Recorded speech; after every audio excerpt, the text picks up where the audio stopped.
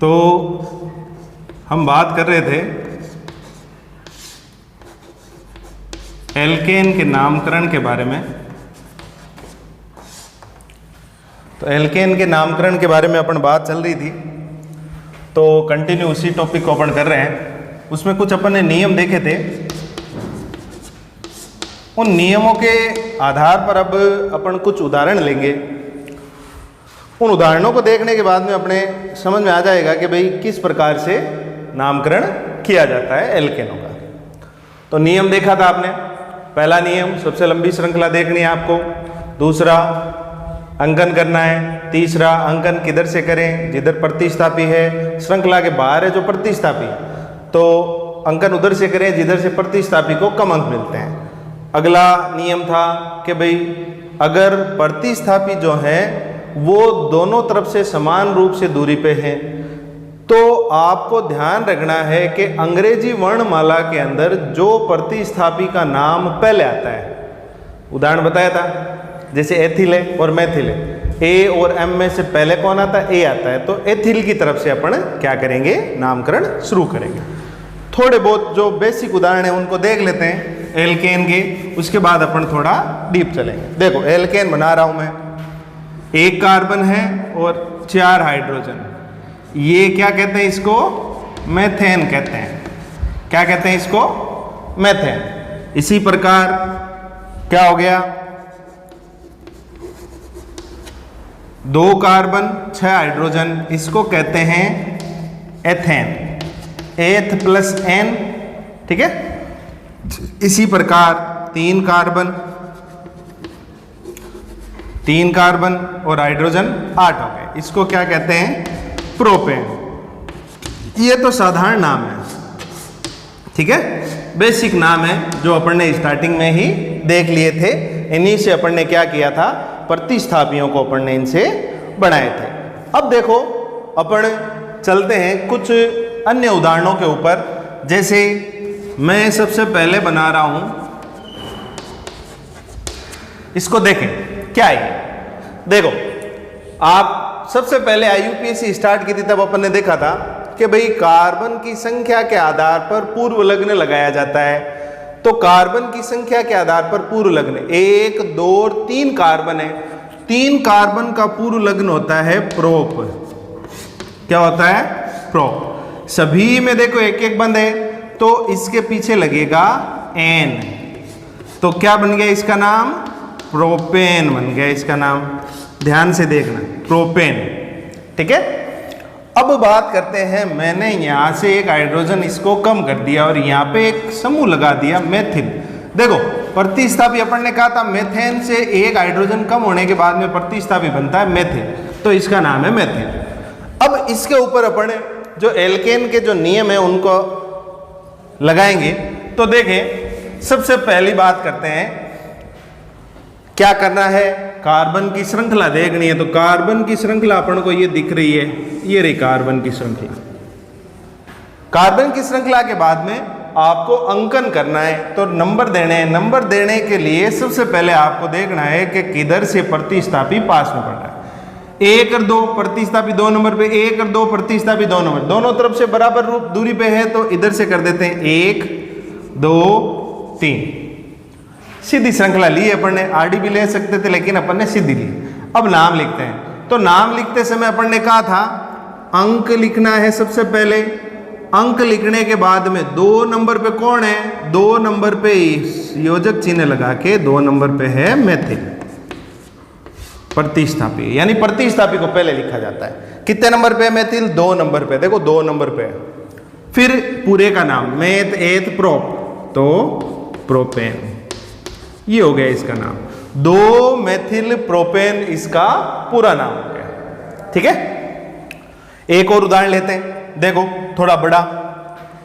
CH3 CH2 CH2 CH2 CH3 CH2 CH3 यहां ले लेते हैं, चलो बड़ा कर देते हैं थोड़ा। अब अपन क्या करते हैं, थोड़ा जो अल्फाबेट वाला सिस्टम है उसको अपन समझने की कोशिश करते हैं। देखो यहां पे मैंने एक मेथिल लगा दिया है, CH3 मेथिल है। देखो मेथेन ये होता है, ये मेथिल है। और यहां पे एक हाइड्रोजन मैंने कम करके यहां पे लगा दिया मैंने एथिल। ठीक है, अब बात करते हैं, आप ऐसा करो, इसको यहां नहीं, फिर श्रृंखला ही चेंज हो जाएगी, इसको इसके जस्ट पास में कर देते हैं अपन, तो अपना क्या है कि वो नियम क्लियर कट हो जाएगा एकदम। इसको यहां से हटा देते हैं, फिर श्रृंखला चेंज हो जाएगी। यहां करते हैं इसको, देखो CH2 CH3। ठीक है, नियम क्या कहता है, कार्बन की श्रृंखला का आपको चयन करना है। देखो 1 2 3 4 5 6, 1 2 3 4 5, 1 2 3 4 5 6, देखो सभी तरफ से आ रहा है। लेकिन अब क्या करते हैं कि भाई जहां पर प्रतिस्थापियों की संख्या ज्यादा आ रही है वहीं से आपको क्या करना है, श्रृंखला का चयन करते। देखो ऐसे करेंगे ना तो प्रतिस्थापी ज्यादा आएंगे, वैसे करेंगे तो वो आइसोप्रोपिल एक प्रतिस्थापी बन के रह जाएगा। ठीक है, अब जिधर से प्रतिस्थापी को कम अंक मिलते हैं वहां से करते हैं, तो इधर से कर नहीं सकते। 1 2 3 4 नंबर पे, 1 2 2 नंबर पे आ गए 6, ये अंकन कर दिया। अब अपन इसका नाम लिखते हैं। देखो 1 2 नंबर पे मेथिल है, 3 नंबर पे एथिल है। अब बताओ पहले कौन सा लिखूं, मेथिल वाला लिखूं कि एथिल वाला लिखूं? तो देखो हमेशा अपन ने बात की थी अल्फाबेट अंग्रेजी वर्णमाला के अंदर जो पहले नाम आता है उसको पहले लिखना है। तो देखो 3 नंबर पे कौन है, एथिल है। ठीक है, फिर अगला 2 नंबर पे कौन है, मेथिल है भाई, ये लो मेथिल। पूरा कौन है, 1 2 3 4 5 6, 6 को हेक्स कहते हैं और सब में एकल बंद है तो हेक्सेन हो गया, ये पूरा नाम हो गया इसका हेक्सेन, ये आपका पूरा नाम। 3 मेथिल 3 एथिल 2 मेथिल हेक्सेन इसका पूरा नाम बन गया। चलो और देखने की कोशिश करते हैं, इसी से रिलेटेड है सारे उदाहरण, फिर इसको हटा रहा हूं देख लेना आप, इधर कर देते हैं। चलो अगला उदाहरण है लगभग इसके जैसा ही है।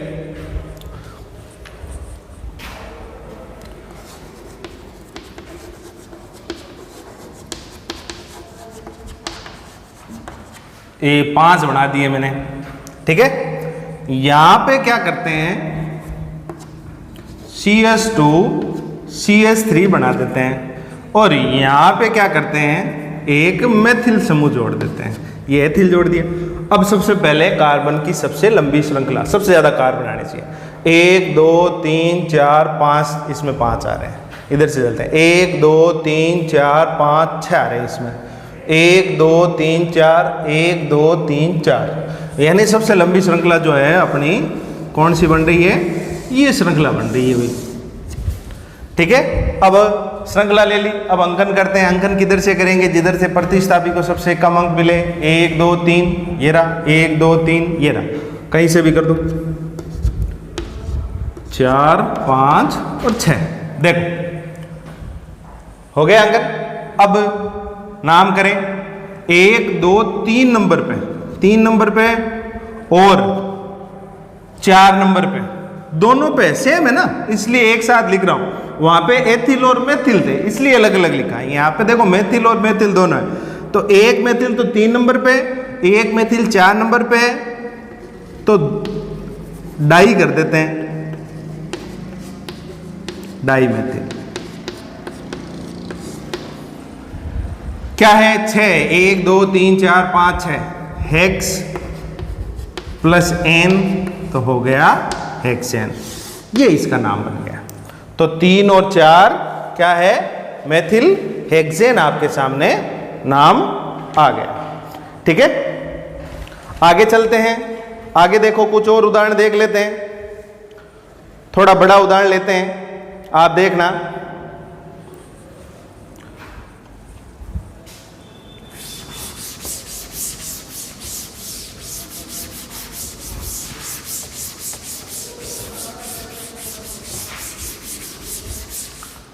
और उदाहरण देख लेते हैं, बाकी 1 2 आपको डालेंगे तो आप घर पे करने की कोशिश करना। देखो लंबी श्रृंखला बना रहे हैं अब की बार,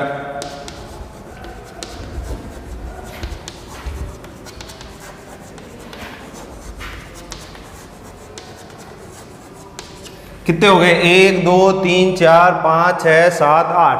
8 का मतलब ऑक्टेन होता है। चलो ऑक्टेन हो गया। इस ऑक्टेन पे अपन क्या करते हैं, यहां से ये कम कर देते हैं, एक इधर लगा दिया, एक इधर लगा दिया, ठीक है। और क्या करते हैं, एक और अपन जोड़ देते हैं, इस जगह पे जोड़ देते हैं, नीचे ऊपर कहीं पे भी लिख दो, एक ही बात है।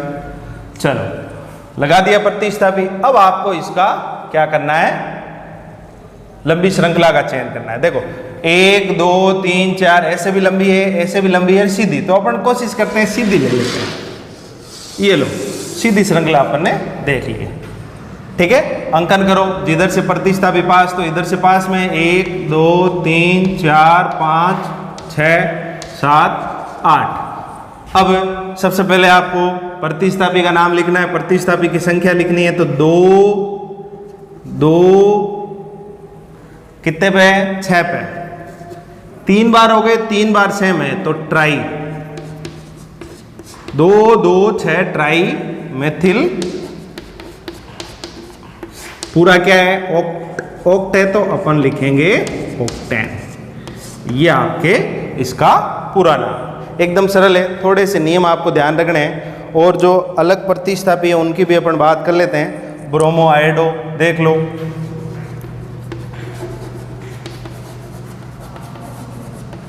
यहाँ से हटा देते हैं, यहाँ ब्रोमो लगा देते हैं और यहाँ आयोडो लगा देते हैं। अब देखो प्रतिस्थापी 1 2 इधर से भी, 1 2 इधर से भी। अब देखो अल्फाबेट में बी पहले आता है, आई पहले आता है, तो बी पहले आता है, तो इधर से करते हैं, ठीक है। क्या है, 2 ब्रोमो और 3 आयोडो, आइडो, 1 2 3 4, 4 का मतलब ब्यूट, ब्यूटेन। ये हो गई 2 bromo 3 iodo meth eth prop but, butane आपका इसका पूरा नाम हो जाएगा, ठीक है ना। तो ये कुछ उदाहरण थे, इसके अतिरिक्त आपको कुछ नाम देता हूं मैं, उनको आप लिखना और घर पे करने की कोशिश करना। आप स्क्रीनशॉट ले लेना। उसके बाद में अपन कल इसके आगे की बात करेंगे एल्किनों का नामकरण।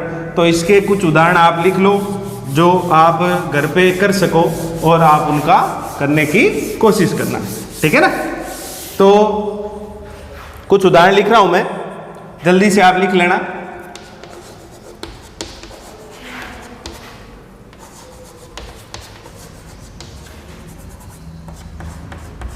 नाइट्रो है ये,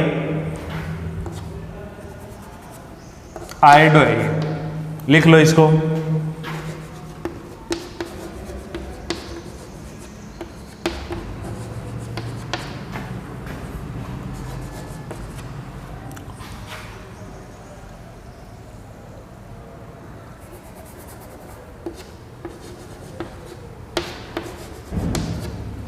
कोशिश करना है इनको लिखने की।